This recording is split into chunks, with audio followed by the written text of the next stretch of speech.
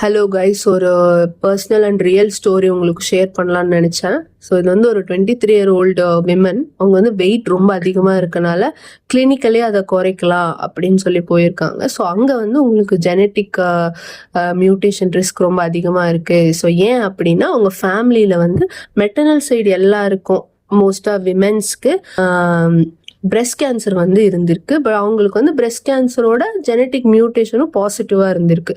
So அதனால் அவங்க வந்து சொல்லியிருக்காங்க நீங்கள் போய் செக் பண்ணிக்கோங்க அப்படின்னு. ஸோ அதனால் அவங்க எங்கள் ஹாஸ்பிட்டலுக்கு வந்தாங்க. செக் பண்ணி பார்த்ததுல லக்கிலி அவங்களுக்கு எந்த மியூட்டேஷனும் இல்லை. பட் ஆனால் வந்து ஒபிசிட்டிக்கான ரிஸ்க்குன்னு ஒன்று இருக்குல்ல கேன்சருக்கு, அது வந்து எல்லாருக்குமே இருக்கும். அதை தான் உங்களுக்கு சொல்லணும்னு நான் நினச்சேன். ஸோ 13 டைப் ஆஃப் கேன்சர் வந்து ஒபிசிட்டினால ரிஸ்க் ரொம்ப அதிகம். Like breast, colon, kidney, liver மாதிரியான கேன்சர்.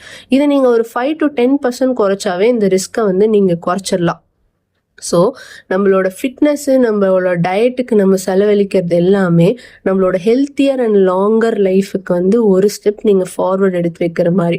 ஸோ இந்த இன்ஃபர்மேஷனை தான் நான் சொல்லணும்னு நினச்சேன். Stay fit and stay strong.